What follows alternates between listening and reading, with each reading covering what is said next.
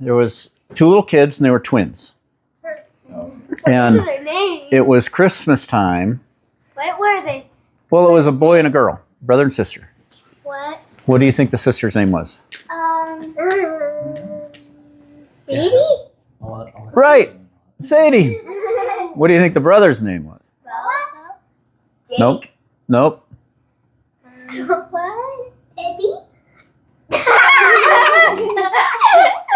No. Mac. Mac? Yep, his name was Mac. Sadie and Mac. Sadie and Mac. So anyway, these two twins, two kids, Sadie and Mac, and they were best friends. They loved Christmas time because they always got to buy presents for each other, and they'd save up money, do chores, get money, save up their money, go to the store, and they'd pick out Mac would pick out just the present that he knew his sister Sadie would love, and Sadie would pick out just the present that she knew her brother Mac would love, and they couldn't wait till Christmas to see their brother or the sister open the present, get all excited. And so they went and they got their presents, and it was Christmas. And their mom and dad got them lots of gifts. And grandma and grandpa got them lots of gifts. So there's tons of presents under the tree. And it was finally Christmas time. And they opened up all their presents. And they especially loved, Sadie really loved what Mac gave her. He gave her a really pretty necklace.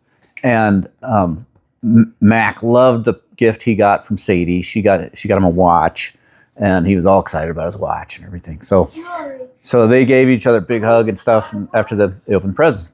So everyone was happy. It was a great day. And then the next day, Sadie got up, and she's kind of crabby and not in a great mood. And everyone was asking, why are you not in a bad mood? She's like, I don't know. I just, and she couldn't understand it. She was thinking, I just got all these presents. I should be really happy, but I don't know. Everything's just bothering me. And little things would happen that would make her mad that didn't usually make her mad. Like she'd just be walking and she'd stub her toe or something. And she'd get real mad.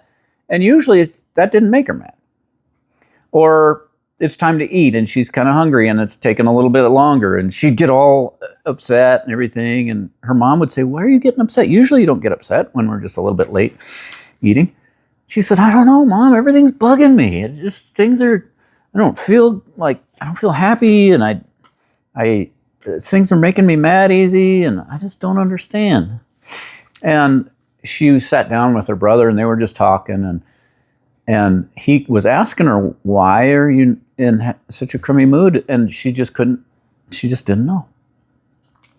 Well, he decided he would pray for her. So he prayed, they held hands and they prayed for each other. And he says, I'm going to keep praying for you until you can be back to being happy again.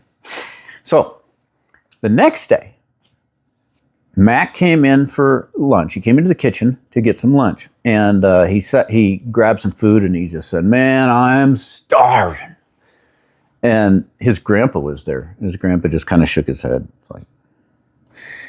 And Mac said, what's the matter, Grandpa? And Grandpa said, you're not starving. You don't even know what starving means. You don't even know what hungry means. You've never really been hungry your whole life or thirsty. And it's like, what are you talking about? I get hungry every day. And he said, let me tell you a story about hungry and thirsty. So Grandpa started telling him this story about one time when he went hunting. And his grandpa, he said, I hunted all day long. I was so tired and just worn out. And I got back to the truck and we were going to go back to camp. And I was so glad the day was over because I was just exhausted. And it was cold. It was starting to snow. And there was already snow on the ground, and just wanted to get back to camp to start a fire. So he got back into the truck, and the sun was almost about to go down. So it was end of the hunting day anyway. So he gets back to the truck, and they're driving in the truck, and his buddy says, hey, I think I saw some elk tracks. And Grandpa said, no, I'm too tired. It's too late. We don't want to go after that elk. He said, no, come on. I think they're just right down over there. And so finally he talked him into it. So Grandpa got out of the truck. He got his gun And he walked down the ridge to see if he could find these elk, where these tracks went. And his buddy walked down the other side of this other bowl. And they walked down on two sides of this ridge. And the grandpa, he followed the ridge along, but he didn't know that when the ridge went down, it split into two ridges, and then that one split into two ridges. So he got all the way down here, and he's separated from his friend by 4 ridges. Well, when he went over one of them, he thought he was all the way over here, and he started coming back up, and it led him to the wrong place. And the sun went down, and it was getting dark, and he didn't know where the truck was. He couldn't find it. And all of a sudden it starts snowing. And I mean snowing, just dumping down. And it got windy, and it was dark, and it was freezing cold. And he was so tired, and he looked everywhere he could look. He never could find the truck. He couldn't find the road. He couldn't find anything. Well, now he's getting scared. He's realizing, if I'm out here all night, I could die. And so he just starts walking. And he walked and walked and walked for hours. And he didn't have any water with him. He didn't think he'd be out there very long. So he starts getting thirstier. He was already super thirsty. And now he gets thirstier and thirstier and thirstier. And his throat was so dry. He couldn't even swallow. He'd just walk and he'd try to swallow, and he couldn't even swallow because his throat was completely dry. It felt like sandpaper in his throat. And he couldn't put snow in his mouth because he knew he was getting colder and colder, and he didn't want to freeze to death. He didn't want to get his body really cold. And so he didn't know what to do. And finally, he's having a hard time breathing. And he's kind of seeing things funny. And he's so thirsty, he can't even think straight. He tries to get his mind off it, but he can't even think about where to walk or anything, because when you're that thirsty, you can only think about water. You can only go like 2 seconds without thinking about water, and you're right back to thinking about water. He just couldn't go anymore. Well, finally he's walking, and it's too dark to see anything, but he can hear like the sound of some water. And he gets so excited. He's like, I'm going to die if I don't get some water. Isn't the water? And so he's like, well, what happened was he heard this trickle of water, but all he saw was snow. And he thought the same thing. Wouldn't the water be frozen? Well, the thing is, moving water doesn't freeze.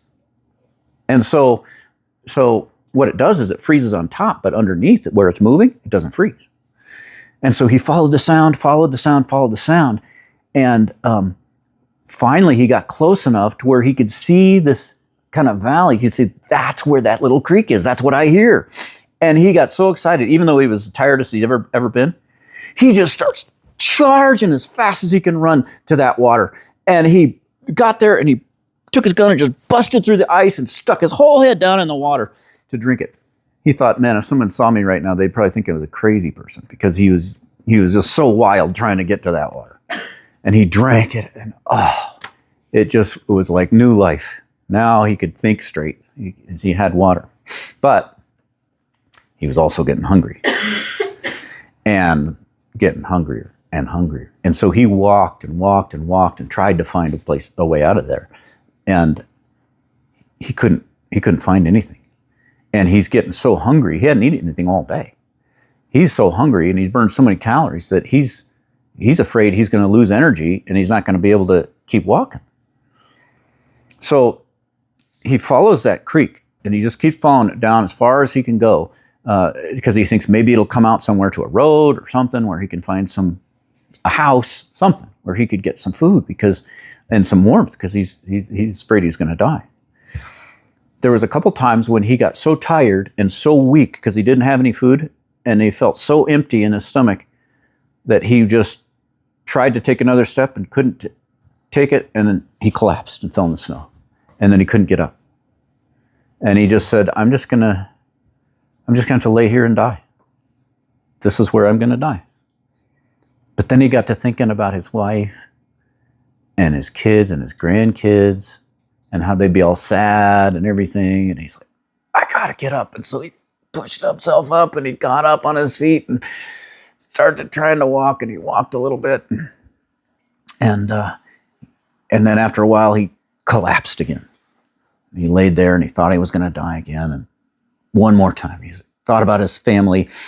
He got up, walked a little bit further, and fell again. And this time he couldn't get back up.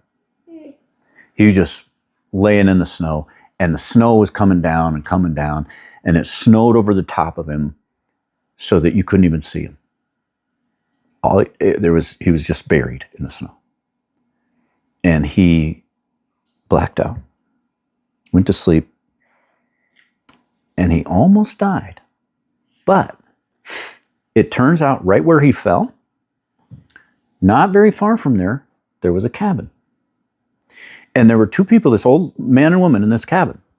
And they were just staying there for the night, and they were inside the cabin, and for some reason they thought, you know what, we should check outside on the storm and just see what it's like out there.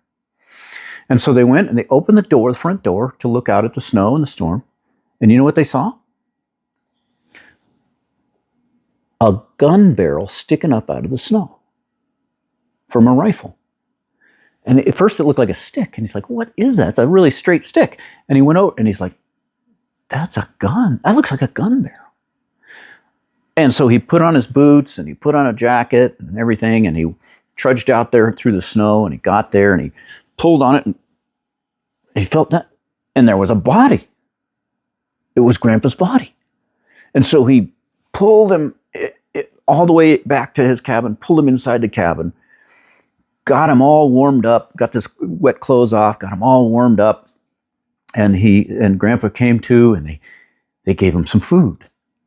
And nobody has ever liked food as much as Grandpa liked that food. He doesn't even remember what the food was, but it was just whatever they had in the cabin. I don't know, some crackers or something. But he would just, finally he had some strength and he had some energy, and he didn't feel so empty, and his tummy didn't hurt, and it just felt so good to get warmed up and just get some food in it.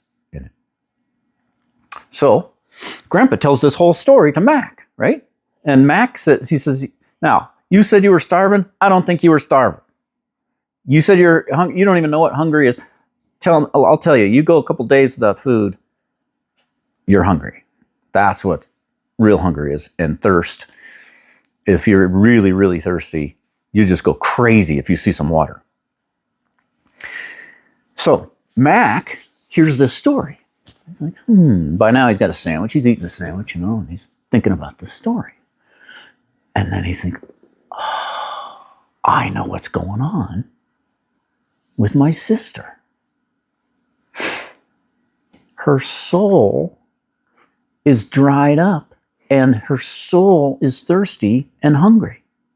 Your body can get hungry and your mouth can get thirsty, but your soul can also get dried up and empty, so it's hungry and thirsty. And he knew from Sunday school and from their family devotions that the only food and drink that can take care of your soul when your soul gets thirsty and dried up, and fill up your soul when your soul gets hungry and empty, is being close to God. Some kind of closeness to God's presence. That's just like food and drink to your soul. And so he went running into his sister's room and burst in the door, and she's kind of sitting there all glum and everything. And it's like, what? And Mac says, Sadie, I think I know what you need. I think your soul is thirsty. There's nothing wrong with you. It's just your soul got thirsty. How long has it been since you've spent time alone with God? And she said, I don't know. We've been kind of busy with Christmas. I guess I have kind of forgot about it. I haven't done it. That's the problem. When you spend time alone with God, that's like drinking water. And when you go a long time without it, your soul gets dried up and thirsty and hungry. You just need to spend some time alone with God. And so she's like, yeah, I think you're right. And so she got her Bible, and she got some worship music, and she went off by herself, and she just said, I'm going to spend some time with God. She started praying, she started reading her Bible and thinking about God, talking to him. And she remembered something that Jesus said. That Jesus said, if you want as much happiness as I have, you know how you get it? By loving people. That's the way you get as much happiness as Jesus has, by loving people. She said, I know what I'm going to do. Every time something bugs me, like I feel tired, cranky and irritated, Mom, Dad tell me I have to do something, I don't want to do it, or stub my toe or whatever.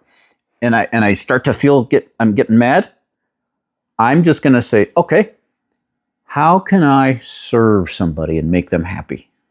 What can I do to just do something for someone else? That's easy. It was really easy. Yeah, it's super easy. And so she thought, I'll do that. And so she'd start to feel crummy again. And she's like, okay, what can I do for somebody? And there was nobody around. So it's like, okay, there's a piece of trash. I'll pick it up and throw it in the trash. Now I just served the family, and everything she could, anytime she felt bad, she's like, what can I do to serve? What can I do to serve? What can I do to make somebody else happy? And you know what happened to her? That thirst in her soul went away. That hunger in her soul went away. She wasn't grumpy anymore. Things didn't bother her anymore. She's right back to her old happy self. And she remembered from then on, whenever I get in one of those bad moods, it's just because my soul is thirsty. And all I have to do is just, who can I love? Who can I show love to? And as soon as she does that, she stops thinking about herself, starts thinking about other people, and she feels better. That's the story. That's a good story. You like that one? Yeah. There's a little part of that story that's actually true. It is. My dad, your great grandpa, that hunting story happened to him. Really? Mm-hmm. Really? So he was really hungry and thirsty, and Well, the thirsty part was one hunting trip, and the hungry part and almost dying in the snow and getting snowed under and going to the cabin, that was a different hunting trip. So I put two of them together. But the thirsty one, some people actually did see him run to the water, and they did think he was crazy. They're like, what is that guy doing? Because he's just like throwing stuff and running and busting through the ice and putting his head down. And yeah, they thought he was crazy. he's like, wow, what is that guy talking to? But yeah, that other one, that really happened. And that whole thing with the cabin and everything, all that happened. Great grandpa got buried in the snow. Yep. Passed look out in the at- snow, and he it's was like- just a lump of snow. That's a good story for you guys to remember the whole rest of your life, because your whole life, there will be times when your soul gets thirsty and your soul gets hungry, and you're going to be in a bad mood and you won't even know why. And you'll try to make yourself happy, and that never works. But then you start serving people, making them happy, and then it works. Especially if you spend time alone with God. 'Cause that's- Thinking how much I needed to hear that, and how it can help me to remember that story every day. So how you put Dad to sleep with your story? I guess I should have told a more exciting story.